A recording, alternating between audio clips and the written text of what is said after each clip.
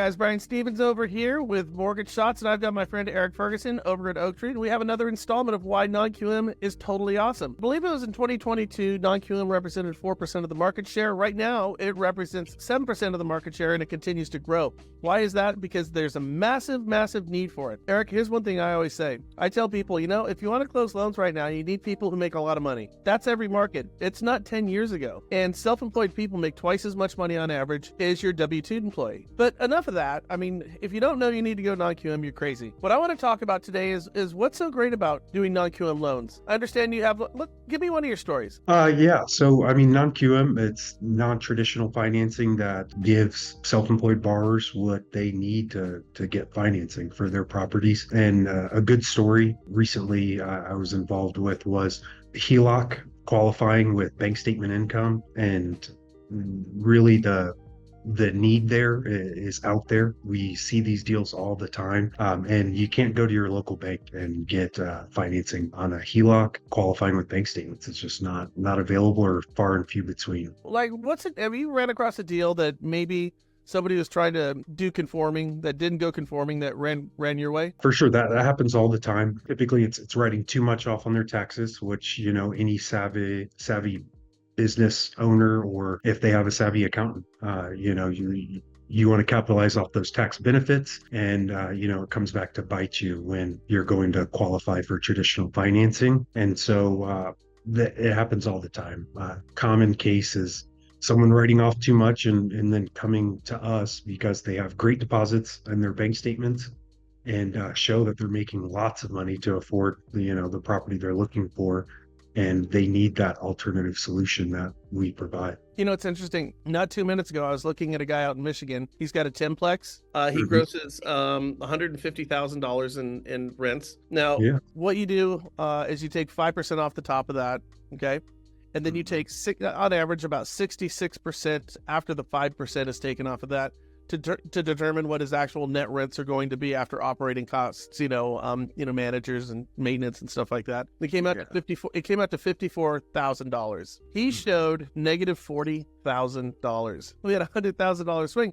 And I think a lot of loan officers and realtors need to understand that. Your savvy business people are going to do what they can do based on the tax law. Now, one thing that I think is interesting that I don't think a lot of loan officers and realtors know is, let's say, okay, your bank statements don't show. Honestly, I'm not really working right now. I'm out of work, so I don't have bank statements to show you. My tax returns are nothing, but I got $5 million in the bank. Now, this is a stated income loan that you guys could do. Looking at the amount of money I have, it doesn't need to be $5 million. It could certainly be less than that. But explain what that calculation kind of looks like and on that loan. Yeah, for sure. And we would consider an asset depletion, asset utilization, depending on what we're looking to do with your scenario.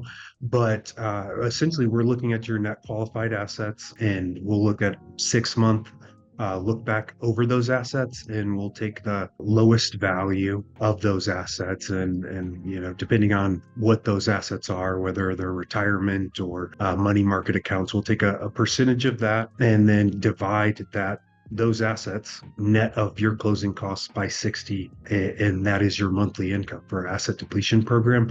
So yeah, great option for borrowers who are not currently working or slowed down in this time but are flush with assets. We can still get you qualified if you have the assets for it. What if I have an asset appreciation? Would you take my Rolex? No, we would definitely need some liquidated assets or at least statements to validate that Rolex. It'd probably be a knockoff anyways. Okay, so let's talk about everyone talks about DSCR. What makes Oaktree unique in DSCR loans? Where we are, our strength with DSCR is we do a ton of them. We come across this all the time. This is a big portion of the volume we fund monthly. And so the experience that comes with doing a lot of these deals, we are able to restructure or even structure at the start of the loan and have a good idea of what this loan is going to look like at the finish line, just based on the information we can gather about what this property is going to rent for, or the market rent is going to be on our appraisal. And then obviously we can go below 1. I know there are a lot of lenders that require a DSCR ratio of 1. and we can go below that, so we can, work with all different kinds of investment properties. That definitely gives us some flexibility. I got a loan officer right now who was using an A-paper lender doing a DSCR loan. DSCR loan seems so straightforward to me. Like, how can you make these complicated, make them difficult? But this A-paper lender, they did.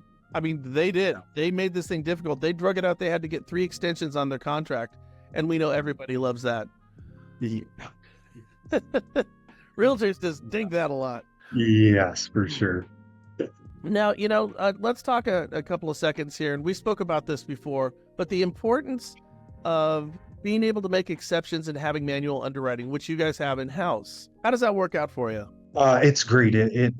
The flexibility that provides, because I can go, walk across my office to my team that's reviewing the exceptions, or, say we bring a deal in and, if there was just an item missed, or the scenario has changed now that we're in the underwriting process. I can go directly to my teammates, my coworkers, colleagues, and, get the real idea of what we're looking at, and the reality of the situation we're in now, and how can we solve this problem, this issue that's come up.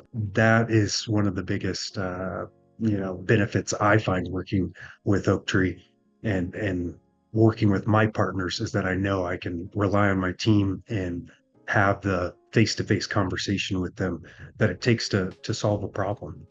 And my last question for you. Okay, I always ask this.